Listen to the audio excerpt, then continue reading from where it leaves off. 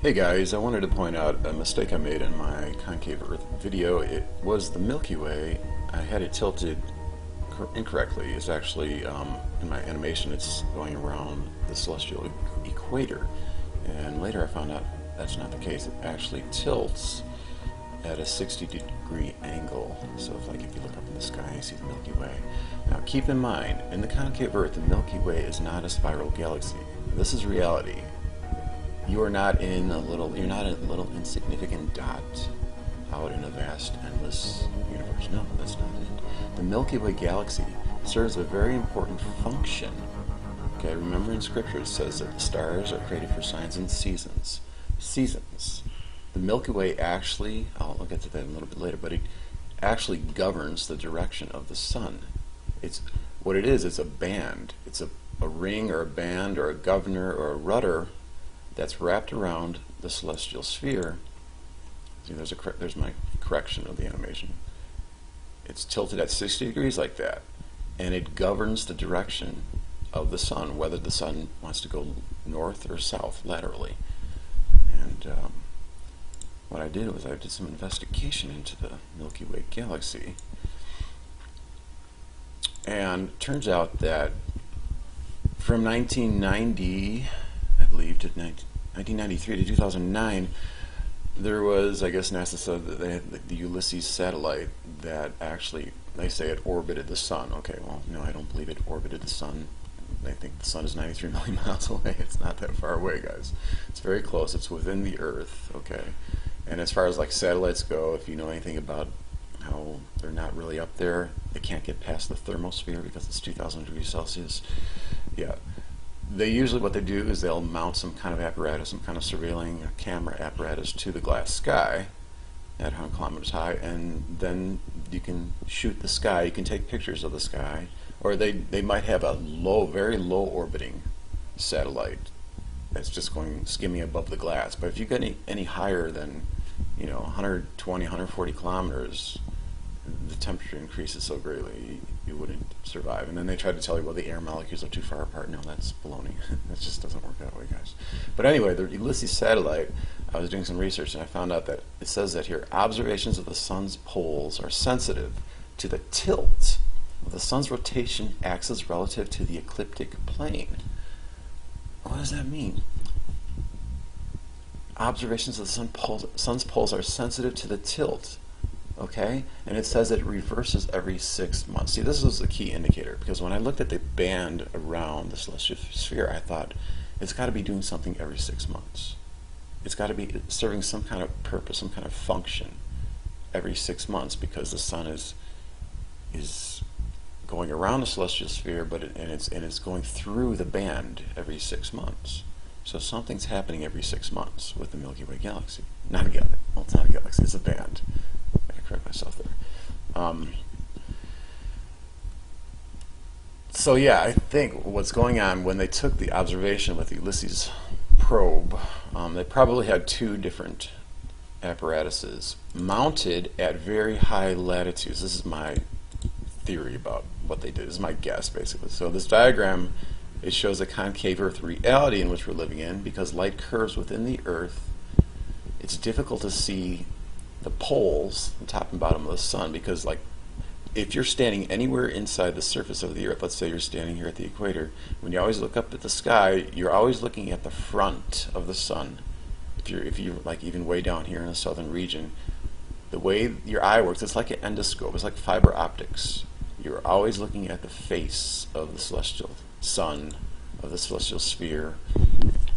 The moon's a little bit lower, so you see a little bit more of the edges of the moon, but not much. But the higher you go, especially the sun, that's why we always see the front of the sun, because light curves like an endoscope, like a fiber optic endoscope. So the Ulysses satellite, they probably, this is my guess, they simply attached cameras. If you watched, I made a video about attaching cameras to the sky, and there's actually artifacts. Google and Microsoft, they show, space programs, they show there's artifacts of apparatuses up in the sky. And so they probably, what they did is they attached something here above on the glass sky in the southern region to monitor the southern pole. Now it's not really a pole, because I don't believe the sun is a sphere. I believe it's a half sphere. It's kind of like a kettle drum. because I told you before, I had a vision of the back of the sun. The back of the sun had these parallel rays hitting the diameter of the sun, indicating that it was a flat surface, and which also testifies to the electricity of the sun. If you understand anything about what they talk about the electricity of the sun, whether it's Wal Thornhill or Donald Scott, they say that the sun is electric. This is very accurate too, because it flies in the face of mainstream solar research, which is all baloney. Okay, so in the mainstream, the standard model, they say that the sun has a core and there's convection going on. There's no indication of convection. And I can show you this video later. I'll give you a link to it later. But it shows that there's so many problems with the sun being this nuclear ball with a core. Convection doesn't happen that way, where they have the granules on the photosphere. They just invent this stuff up as they go, because that's not the truth about the sun. The sun is electric. The sun is hollow. Remember Eric Dollard, he said, those black holes in the sun, they're indicative of the sun being hollow. And then he also said that the sun is getting its energy from a different source, a different dimension. And I'll go into that later too. I say it's the pyramid in the middle of the earth. That is the source. That's the anode to the cathode. Okay, you have an electric current going. You have a circuitry, you're connecting, going from the top of the pyramid to the back of the sun. And the sun is revolving around the inside of the earth. So with these probes, this is how I believe what they did is in the south, during the summertime when the sun is farthest away, they get a better angle of the south side of the sun. Same thing in the north. If you're up here, during the winter solstice, the sun is down here, you get a better angle of the north pole of the sun during the winter time. And so that's how I think that is what's going on. I'm going to get into the different velocity, rotation, speed, the different velocities of the sidereal rotation of the celestial sphere and the solar rotation of the sun. Now they will tell you there's an apparent difference, the heliocentrists, they will tell you there's an apparent different rotation because of how the Earth spins relative to the background of the stars as it's orbiting the sun in different positions away from the sun. But that's not true. There's actually, just how how they say there's an apparent retrograde motion to the planets when there actually is a literal retrograde within the concave Earth due to magnetism, there is also a literal difference in velocity between the celestial sphere and the sun. The celestial sphere is going slightly faster than the sun. 4 minutes faster. The sun is 24 hours, the celestial sphere is 23 hours and 56 minutes and 4 seconds or something like that. So going back here, there's an animation I made of the sun, of the kettle drum shaped sun. You're looking at it initially from the front, and then I'm turning and panning. That's the vision I saw. Actually, the vision I saw was more front on or back on. It wasn't angled like that, but that's how I saw the sun. And makes sense. So you have this energy, this electric current. It's finishing the current, going from father to son. It's kind of interesting how we call it the sun, and how we call the pyramid, or how I call the pyramid, the father of lights in James chapter 1 verse 17. So the actual function of the Milky Way band now you look here, okay, I have this labeled here. When the sun is at its highest, its crest in the summer solstice, it's going to start turning. Remember how they told you the tilt angle relative to the ecliptic? So the sun is going to start turning counterclockwise, going south now, as it passes through the Milky Way. The Milky Way steers it somehow.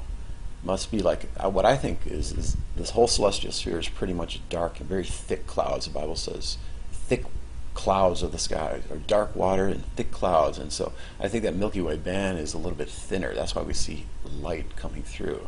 And so there must be some kind of change with the thickness or the thinness of that light, and is changing the rotation of the sun slightly. It's just a bank angle, I guess you would call it, and it's starting to turn down like that. And so Because of the different rotational speeds, the sun is a little bit slower.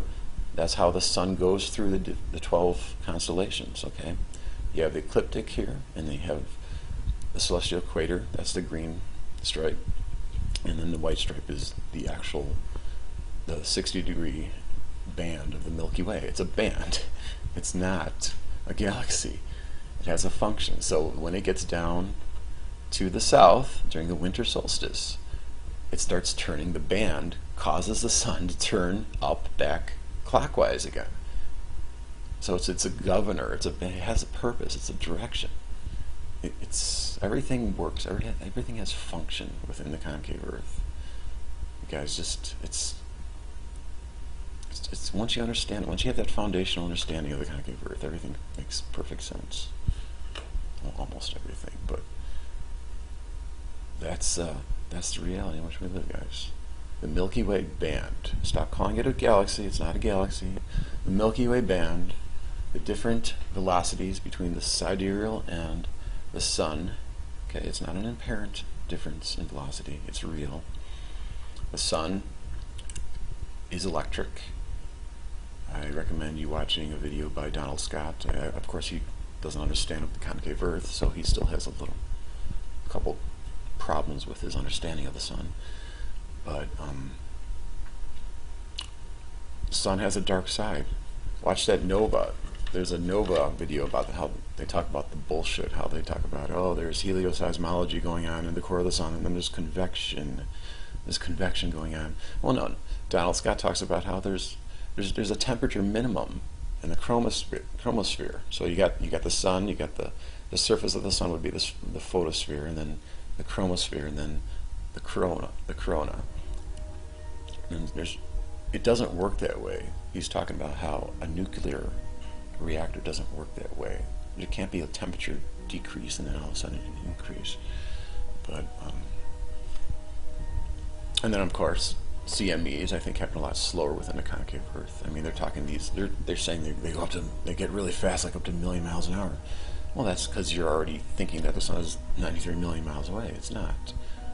So everything is within the Earth. Everything's happening, as far as CMEs, it's happening slower. Alright. I think that about does it for this video. See, did I miss anything? No. Talk to you later.